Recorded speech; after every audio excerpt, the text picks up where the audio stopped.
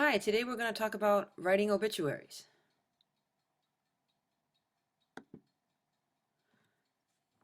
An obituary is abbreviated to obit. So if you're going to write an obit, what is it? An obit is the story of someone's life. It's not the story of their death. When somebody dies, you write an obit. Uh, the obit tells the story of their life. It might seem like, oh, an obit, that must be something that reporters do who haven't had much experience. But actually, the obit writers are usually very experienced, and this is a good thing because, obits are really important. They're special. People save them. So, do a good job with an obit. The other thing about obits is you don't have to be famous to have an obit written about you. You could write an obit about anyone's life. Also, um, there's two different kinds of obits. One is a paid advertisement. The other one is a story written by a reporter. What we're going to focus on is the ones written by reporters.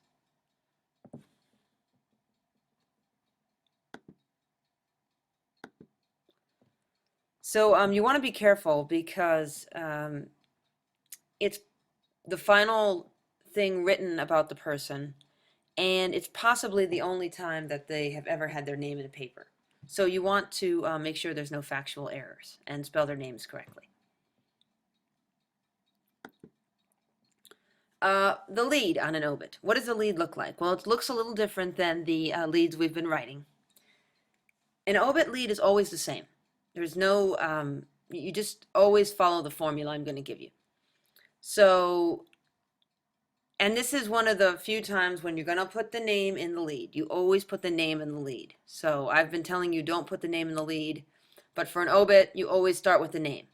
So here it is. It's the name, something interesting about the person, the word died, then when and where, and then he, she, was, age.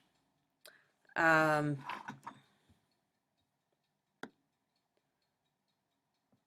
and it's basically the same for famous and non-famous person. I mean, what's something interesting about them? That's the second thing you put. So what made them famous? But always follow the formula. Just plug in the words. The only thing you really have to worry about is what's the interesting thing about them.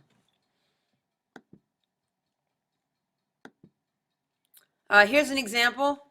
If you were going to write my obit,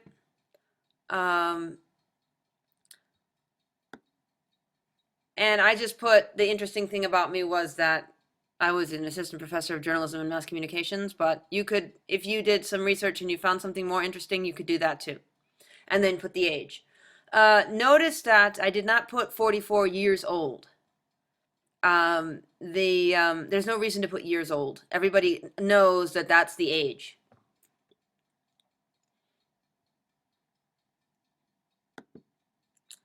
Now, just something to watch out for. A lot of times you hear people talk about death and they don't use the word die. They use the word passed or passed away. And that is not what we do in journalism. People die.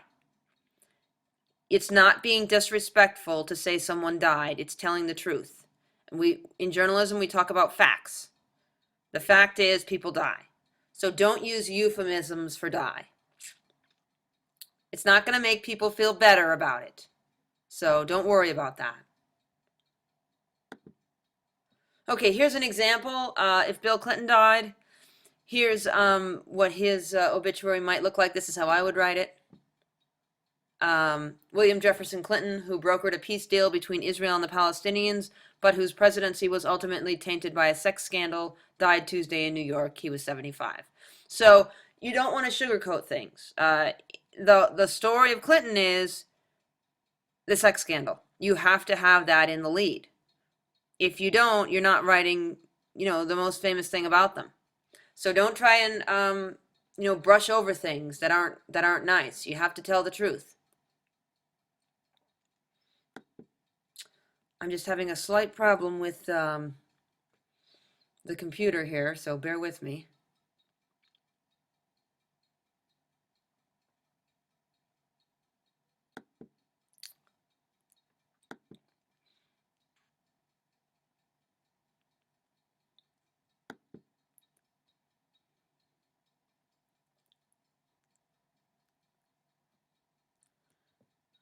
Oh, here we go.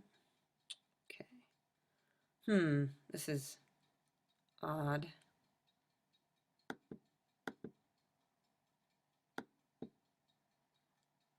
Okay.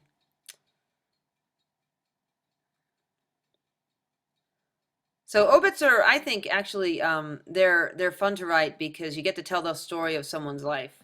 So don't think writing an obit is, shouldn't be a chore. Should be fun. I'm not saying it's fun because someone died. I'm just saying it's fun because, I mean, you get to tell the story of someone's life. If you look at the obits in the New York Times, those are really well-written stories and just interesting. And it doesn't have to be a famous person. It could be someone that did something interesting, but they're not necessarily famous.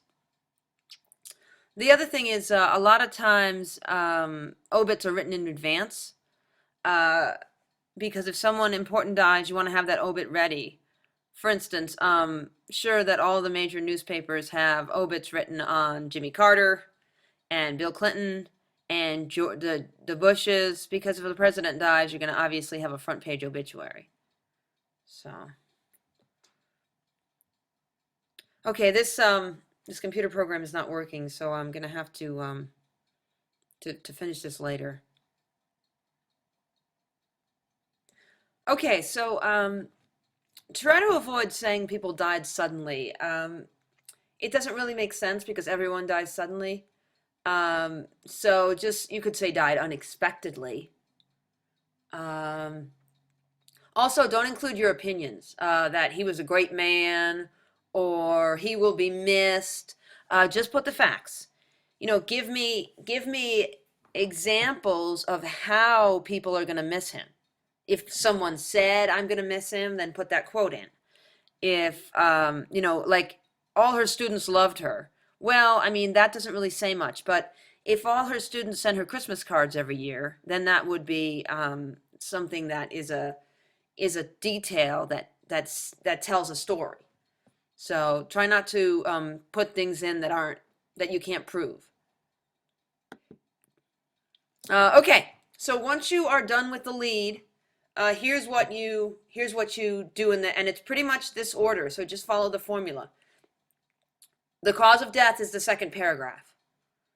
Where and when he or she was born, their occupation, their achievements, their quotes and stories about the person. This is really vital.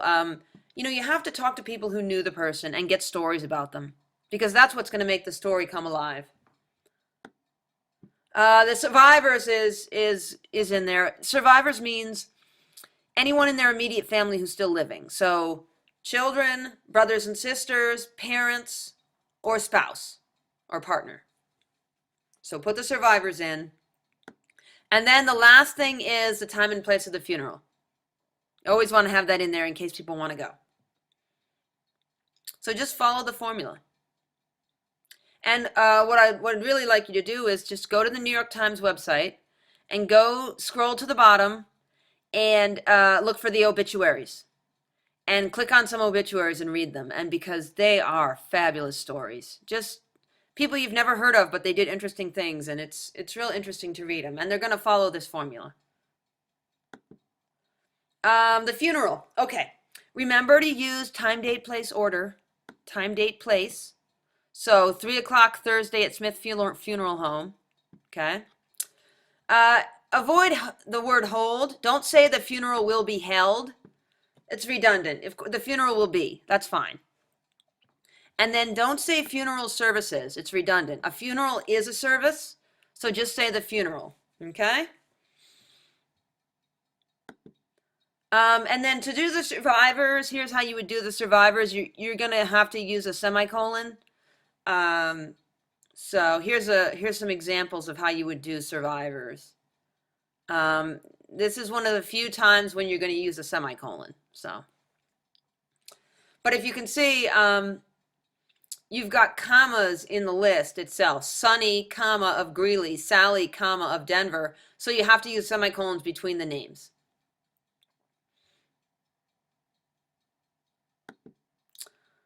And then how do you report an obit? Well, you've got to really talk to people who knew the person.